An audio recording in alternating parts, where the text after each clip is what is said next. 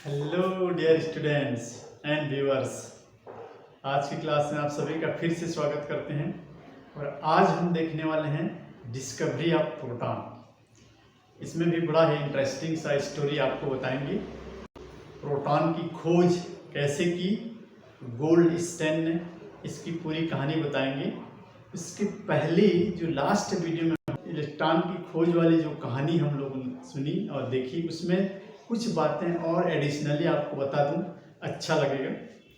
देखिए, सबसे पहली बात तो इलेक्ट्रॉन के लिए द्रव्यमान और आवेश जो है 1909 में मूलिकन नाम के साइंटिस्ट ने आयल ड्रॉप मेथड के थ्रू इलेक्ट्रॉन के द्रव्यमान और इलेक्ट्रॉन के आवेश को पता किया था। इलेक्ट्रॉन की खोजकर्ता थॉमसन है, परंतु इलेक्ट्रॉन का जो चार्ज है जो हम यहाँ पर लिखे हुए हैं और इलेक्ट्रॉन का जो मास है, इसको 1909 मूलिकन नाम के साइंटिस्ट ने इसको डिटरमाइन किया था। इसके लिए भी इन्हें नोबेल प्राइज दिया गया था। अब दूसरी बात मैं उसमें बता दूं, जो कैथोड रे ट्यूब उस समय देखा गया, वो कैथोड रे ट्यूब ही पहले ज़माने के जो बड़े बड़े बॉक्स वाले टीवी हुआ करते थे और बड़े बॉक्स वाले जो कंप्यूटर मॉनिटर आए शुरू में, उस कंप्यूटर मॉनिटर और उस टीवी में यही CRT लगा होता था, जिसको जो मैकेनिक होते हैं वो पिक्चर ट्यूब बोला करते थे। यदि आपका चित्र नहीं आ रहा है, आपके टीवी में कुछ नहीं दिख रहा है, तो आप उसको बनवाने के लिए ले जाएंगे तो वहाँ वो लोग बोलते थे कि पिक्चर ट्यूब खराब हो गया है, बदलना पड़ेगा। तो वो एक्चुअल में वही पिक्चर ट्यूब यही होता था, कैथोड रे ट्यूब। उसमें कैथोड रे निकाल करके पिक्चर हमको दिखाया जाता है, दिखता है। तो उसके बाद उसी को CRT मॉनिटर या CRT टीवी कहा जाता है। उसके बाद फिर वो साइंस और डेवलप करता गया, फिर LCD, फिर LED आते गया। आजकल साइज और ज्योमेट्री सब स्मूथ हो गया है, सब अच्छे बन गए हैं। तो ये CRT उसी में यूज हुआ करता था। उसमें कुछ बातें और थॉमसन ने उस एक्सपेरिमेंट को बार बार करने के बाद कुछ बातें और उसमें बता दिया सबके लिए, सुविधा के लिए, कि 10,000 वोल्ट पर वो इस काम को किए थे पहले। तो 10,000 वोल्ट पर काम करना मतलब खतरा मोल लेना होता है। तो वो ऐसा सोचे कि भाई कम से कम कितने वोल्टेज पर हम इस एक्सपेरिमेंट को सीख सकते हैं, देख सकते हैं करके उन्होंने ढेर सारा इसमें एक्सपेरिमेंट किया। अलग अलग गैसों को लेकर के, अलग अलग धातु के कैथोड और एनोड को लेकर के, अलग अलग प्रेशर में, अलग अलग कंडीशन में, अलग अलग वोल्टेज में, हर कंडीशन को अलग अलग सिचुएशन में ला करके उसमें प्रयोग किया। कम से कम वोल्टेज पर कैथोड रे को देखने के लिए वो कोशिश किए और अंत में जो रिजल्ट निकल के आया वो इस तरीके के था। डिस्टेंस बिटवीन इलेक्ट्रोड, इन दोनों इलेक्ट्रोडों के बीच की दूरी को जितना कम किया जाए उतनी कम वोल्टेज पर यह किरण देखने को मिल रहा था, कैथोड रे निकल रहे थे। तो सबसे मिनिमम में उन्होंने 10 से 30 सेंटीमीटर के बीच में उसको, पहले इसको 1 मीटर का लेकर के वो एक्सपेरिमेंट को किए थे। उसको घटाते घटाते घटाते 10 से लेकर के 30 सेंटीमीटर के बीच में उन्होंने ये करके देख लिया और उन्होंने अपना लिख करके इसमें रख दिया। दूसरा, type of cathode. Type of cathode क्या होना चाहिए, कौन से मेटल का कैथोड लें तो हमको ज़्यादा आसानी से यहाँ कैथोड किरणें निकलते हुए दिखेंगी। तो सारे धातुओं को प्रयोग करते हुए उन्होंने पाया कि सबसे बेस्ट था चांदी और दूसरा था एल्यूमिनियम। आज के डेट में हमको मालूम है कि इनकी कंडक्टिविटी, इनकी चालकता सबसे ज़्यादा होती है, इसीलिए उस समय ये कैथोड रे किरणें भी इनमें सबसे अच्छी दिखी और मिली थी। तो एल्यूमिनियम का उन्होंने सजेशन दिया और एल्यूमिनियम को सबसे बेस्ट करार दिया। और प्रेशर को उन्होंने घटाते घटाते घटाते घटाते इतना ले आया कि 10 mm ऑफ मरकरी में भी वो कैथोड रेस निकलने लगी। जब ये कम हो गया, इसमें एल्यूमिनियम को ले लिए और तो प्रेशर इतना आ गया, इतने पर भी वो फिनोमेना देखने को मिला। हीलियम और नियॉन गैस के लिए ये स्पेशल उन्होंने ये सारी चीज़ों को लिखा है। और टाइप ऑफ एनोड, एनोड के टाइप पर उन्होंने कहा कि एनोड से कोई लेना देना नहीं है, किरणें कैथोड से निकल के इधर की ओर आती हैं। इसको किसी भी धातु का ले लो, किसी भी शेप साइज का ले लो, उससे कोई फर्क नहीं पड़ता है। अच्छा, कैथोड के शेप एंड साइज के लिए उन्होंने कहा कि कैथोड एल्यूमिनियम का रहेगा तो बेस्ट है, पर तो किसी भी शेप का हो सकता है, किसी भी साइज का हो सकता है, कोई भी ज्योमेट्री का हो सकता है। उस शेप साइज एंड ज्योमेट्री से भी कोई लेना देना नहीं है। एल्यूमिनियम का होने से बेस्ट है, उसके शेप साइज ज्योमेट्री से कोई लेना देना नहीं। इतनी सारी बातें उन्होंने सबके लिए हमको जानकारी दे दी। तो इस तरह से हम थॉमसन की प्रयोग को यहाँ पर कंप्लीट करते हैं और हम शुरू करते हैं अब डिस्कवरी ऑफ प्रोटॉन। तो प्रोटॉन की खोज कैसे हुई, इस पर भी इंटरेस्टिंग सा स्टोरी हम आपको सुनाएंगे। देखिए, जे थॉमसन के इस प्रयोग ने सारी दुनिया में तहलका मचा दिया। दुनिया में इसकी चर्चा होने लगी और सभी साइंटिस्ट इसको खुद से करने का प्रयास करने लगे। इसी में गोल्डस्टेन नाम के एक साइंटिस्ट थे, वो भी कैथोड रे ट्यूब का एक्सपेरिमेंट करके देखना चाहते थे और वो भी कुछ इस तरह का सेटअप बनाए। हीलियम गैस सक्शन पंप से खींच दिया एनोड और 10 mm मरकरी प्रेशर रख दिया।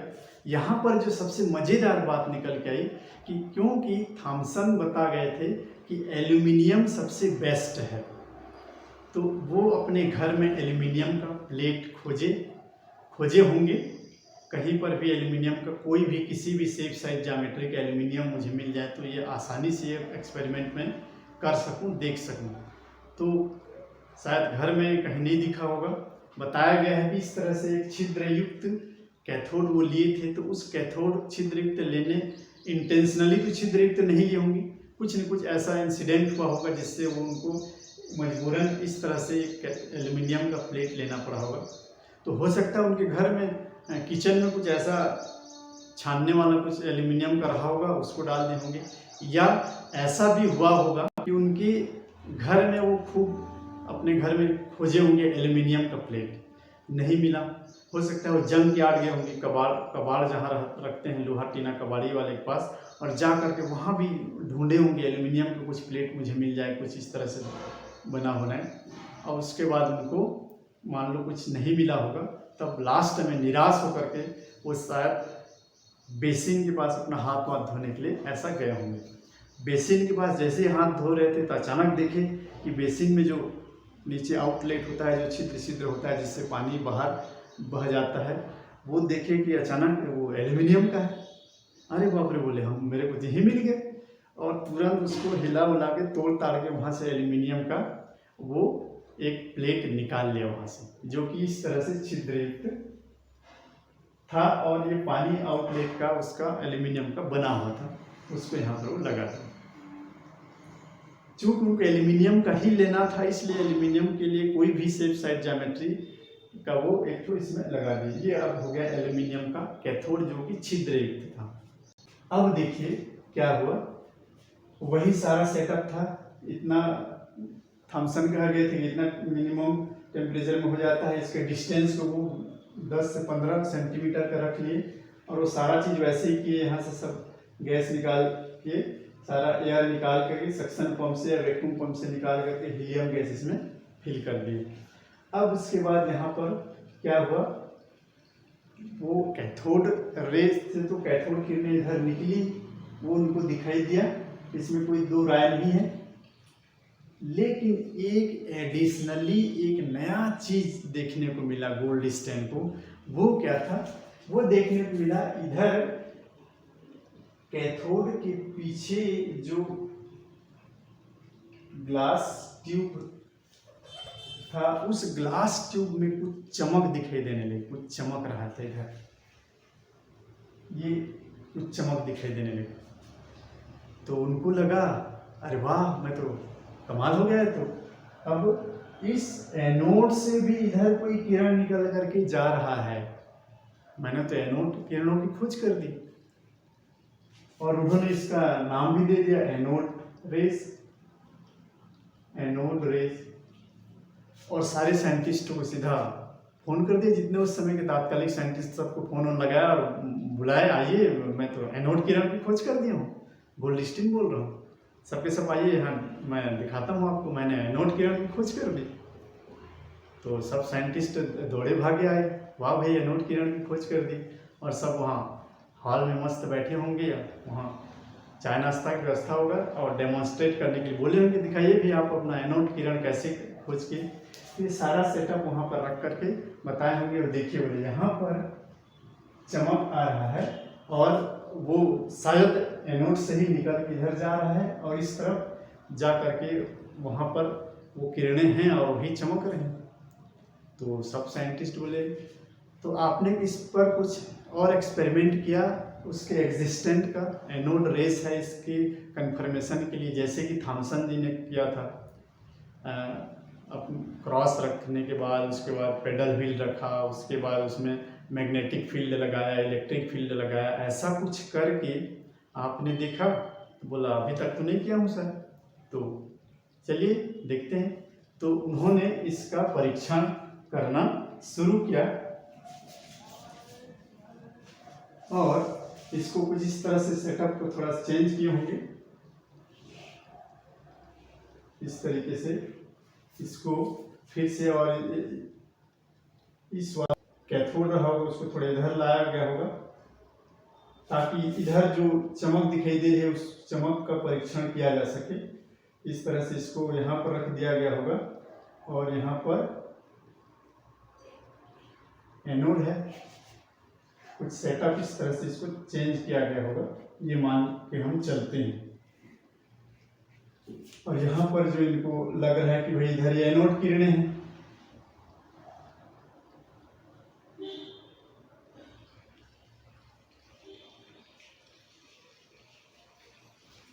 गोल्ड स्टैंड के अनुसार ये एनोड किरणें हैं, इस तरफ जा करके ग्लास के दीवार से टकरा रहे हैं और चमक उत्पन्न कर रहे हैं। तो यहाँ पर फिर वही काम के होंगे, यहाँ कोई भी एक क्रॉस या कुछ रख करके देखे होंगे और देखे होंगे क्या इसकी छाया इधर बनती है, कोई छाया हुआ नहीं बना। उसके बाद फ्लाई व्हील भी रख के देखे होंगे ऐसा, तो ये फ्लाई व्हील रख करके देखो उसको रोटेट कर पा रहे हैं क्या, घुमा रहे हैं क्या, तो बोले नहीं घुमा रहा है। इसके बाद यहाँ पर इलेक्ट्रिक फील्ड भी रख करके देखे, भाई एक इलेक्ट्रिक फील्ड हम रख के देखते हैं, पॉजिटिव नेगेटिव, ठीक है, ये नेगेटिव सिरा है ये पॉजिटिव सिरा है। तो क्या यह रेस जो गुजर रहा है वो किसी प्लेट की ओर मुड़ रहा है, बोले नहीं, टाइम टाइम फिक्स है, कहीं कुछ नहीं हो रहा है। उसके बाद मैग्नेटिक फील्ड भी लगा के देखिए तो क्या उस पर कोई बल लग रहा है, कोई प्रभाव पड़ रहा है, किसी भी प्रयोग से कोई असर नहीं हुआ। ना तो वो मैग्नेटिक फील्ड से कुछ प्रभाव पड़ा, ना इलेक्ट्रिक फील्ड से कुछ प्रभाव पड़ा, ना व्हील को घुमाया, ना ही उसका कोई छाया बना। तो बोले गोल्ड स्टैंड साहब बताइए क्या है इसमें, कुछ आपने किया ही नहीं है और हड़बड़ी में हमको बोला दे क्या ये एनोड किरण हो सकती है। तो गोल्ड स्टैंड और सब ने माना नहीं भी कोई एनोड से एनोड किरणें नहीं है। तो बोले क्या सर आप भी बिना कन्फर्म किए बुला देते हैं, हम इस काम में लगे थे उस काम में लगे थे, बेमतलब का आना हो गया। बोले चलो चलो चलते हैं करके सब चल दिए। अब गोल्ड स्टैंड को खराब लगा है, पूरा इंसल्ट तो हो गया और चाय नाश्ता का खर्चा हो गया अलग। लेकिन बार बार इस प्रयोग को करके देखे और बार बार प्रयोग करके देखने से ये उनको मिल रहा था कि इधर कुछ न कुछ चमक अभी भी दिखाई दे रहा है। हर बार जब भी वो इस प्रयोग को दोहरा रहे थे तो यहाँ पर कुछ चमकदार चमक आ ही रहा था। ये बार बार ये चमक आखिर में आ क्यों रहा है, कहाँ से आ रहा है, क्यों है। तो कई दिनों तक बेचारा बिना नहाए धोए इसमें लगे रहे कि आखिर है क्या, कुछ न कुछ तो है जो थॉमसन के में नहीं हुआ था और मेरे में हो रहा है। तो कुछ न कुछ तो है इसमें, कुछ न कुछ है, इसको मुझे पता करना ही है, मुझे दिखाना ही है कि कुछ न कुछ है। तो बहुत ज़्यादा बिना नहाए धोए 4-5 दिन तक सोचते रहे, करते रहे बेचारे। तब जाके उनको एक आइडिया आया, एक उनके बाद उनको एक लॉजिकली एक ज्ञान आया। कहते हैं ना कि जो पूरी शिद्दत से जब किसी कार्य में लग जाओ तो पूरी कायनात आपकी मदद करने लगती है, शायद ऐसे ही कुछ हुआ होगा। तो उनको फिर उनके दिमाग में एक आइडिया आया, उनको फिर एक इसका रीजन पता चला, और उसके बाद फिर से सभी साइंटिस्ट लोगों को फोन लगा कि आइए सर, आइए आप आइए, इस बार मैं उसका रीजन जान गया हूँ। चूँकि सब मान गए थे कि इधर कुछ न कुछ तो ब्लिंक कर रहा था, लेकिन उसका कहाँ से या क्यों है वो नहीं जान रहे थे। तो उसी के लिए बुलाया कि भाई मुझे जानकारी हो गई है, आइए प्लीज़। तो सब लोग उधर से रिप्लाई दिया, अरे भाई ठीक से आप एक्सपेरिमेंट कर लीजिए, बेमतलब को बुलाते हैं, जाते हैं, टाइम वेस्ट होता है, इससे अच्छा है कि आप कंफर्म हो जाओ। तो नहीं सर, इस बार कंफर्म है, मैं इसका रीज़न बता दिया हूँ, और बहुत ही इंटरेस्टिंग बात आपको बताने वाला हूँ, सब के सब आइए।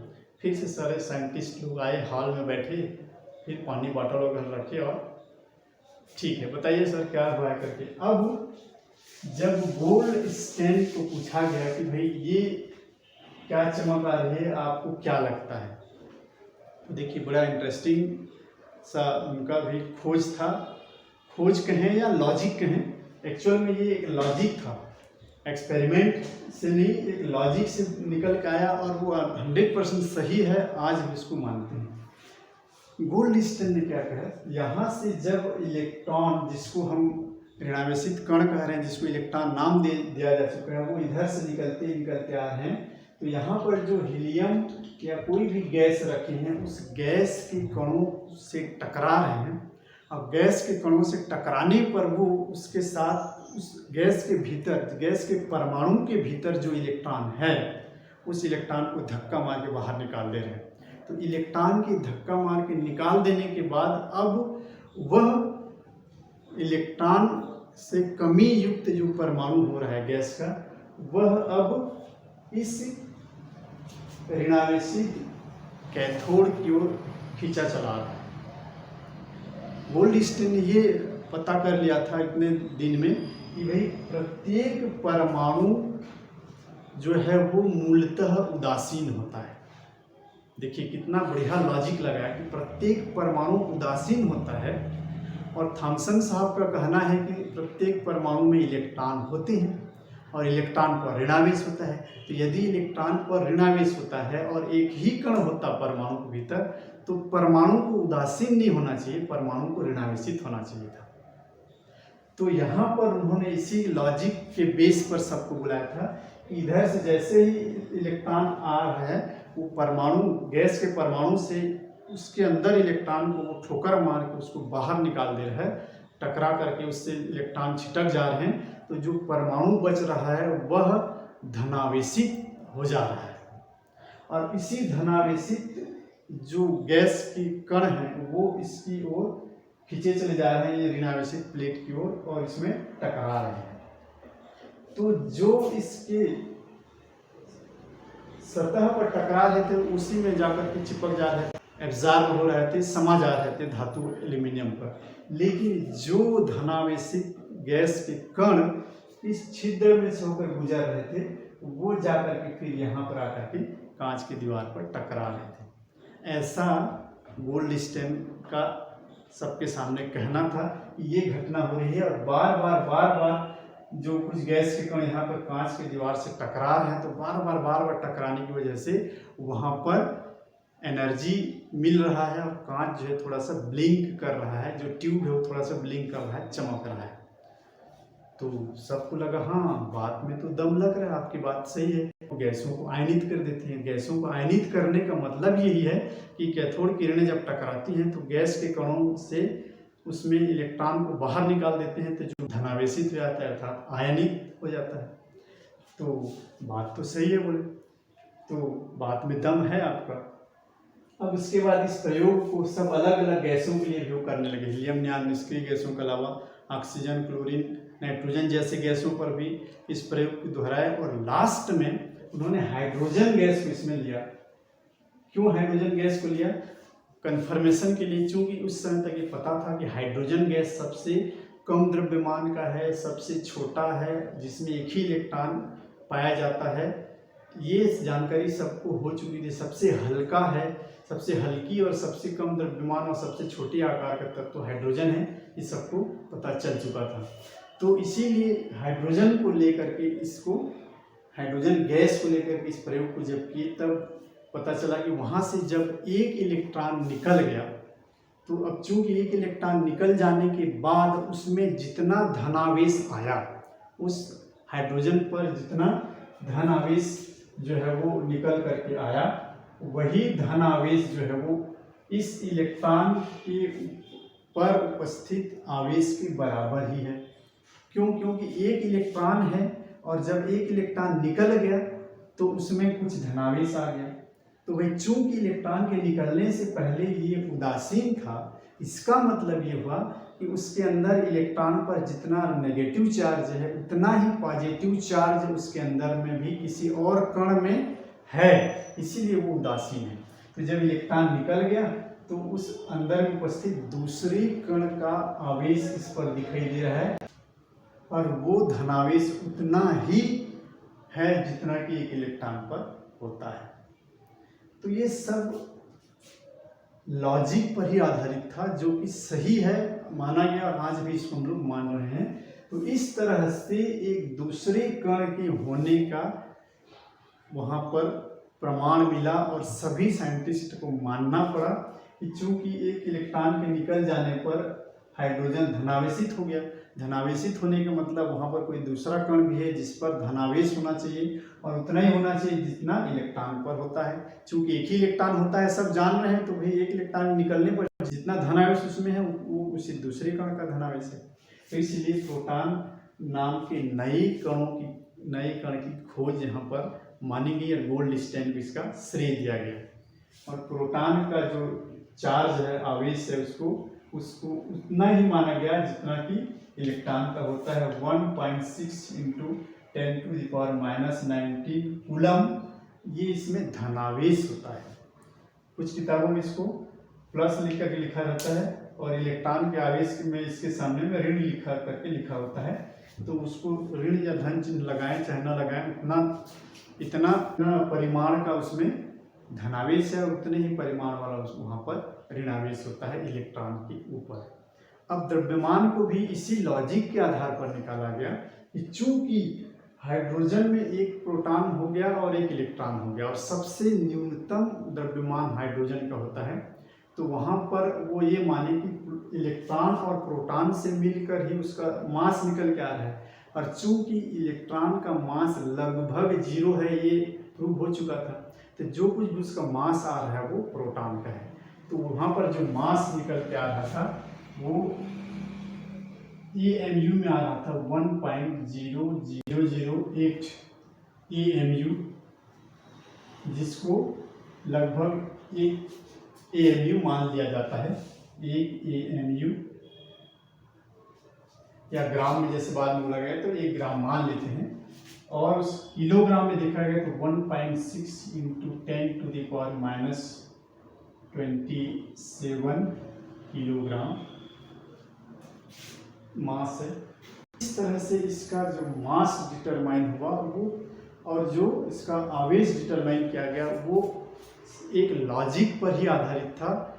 किसी प्रकार के एक्सपेरिमेंटल डेटा नहीं है, लेकिन वो 100% सही है, सही माना गया, और आज तक इसको हम मान करके चलते हैं। तो इस तरह से गोल्ड स्टैंड ने कैथोड रे ट्यूब के परीक्षण से ही, कैथोड रे ट्यूब से ही एक दूसरे कण की खोज कर दी, और डाल्टन के 1808 वाला वह सिद्धांत जो परमाणु अविभाज्य है, उस पर एक बहुत बड़ा दूसरा हथौड़ा पड़ा, और परमाणु के भीतर से दूसरे कण के होने की प्रमाण इसमें मिला, और सभी को मानना पड़ा कि हाँ, इसमें दूसरा कण भी होता है जिसे प्रोटॉन कहा जाता है, जिसका द्रव्यमान लगभग 1 है, जिसको हाइड्रोजन के द्रव्यमान के बराबर माना जाता है। हाइड्रोजन के द्रव्यमान, यदि हाइड्रोजन से इलेक्ट्रॉन निकाल दें तो इसका जो द्रव्यमान होता है वो इतना होता है, और 1 मान के उसको चलते हैं।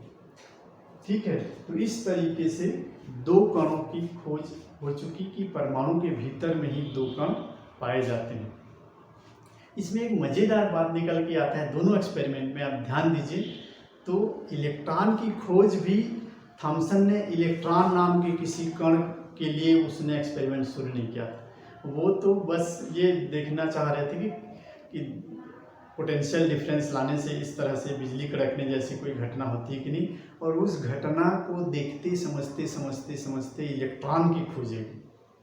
इस एक्सपेरिमेंट गोल्डस्टीन ने क्या किया था, वही CRT एक्सपेरिमेंट को देखना और समझना चाह रहे थे। उनके पास इसको बोलते हैं लक या इत्तेफाक बोलते हैं, कोई साफ एल्यूमिनियम का प्लेट उनको नहीं मिला, तो मजबूरन में ये छिद्रयुक्त कैथोड में एल्यूमिनियम लिए थे, और यही छिद्रयुक्त एल्यूमिनियम जो है प्रोटॉन की खोज का कारण बना।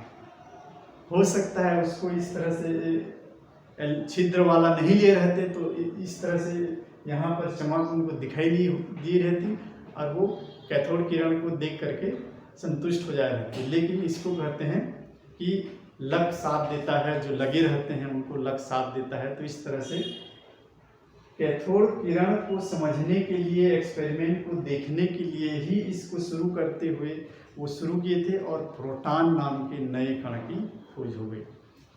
अब हम आपको अगले वीडियो में दिखाएंगे किसी कुछ और प्रयोग करते हुए एक तीसरे कण का भी पता चला था, वो भी बाई लक, किस्मत कहें चाहे इत्तेफाक कहें, है ना। चैडविक नाम के साइंटिस्ट कुछ और कर रहे थे, और उनको एक तीसरे प्रकार के कण न्यूट्रॉन की जानकारी हो गई थी। उस पर भी बड़ा ही मज़ेदार और रोचक कहानी है, उसको हम लेकर के आपके लिए आएंगे अगले वीडियो में। तब तक के लिए गुड बाय, गुड लक।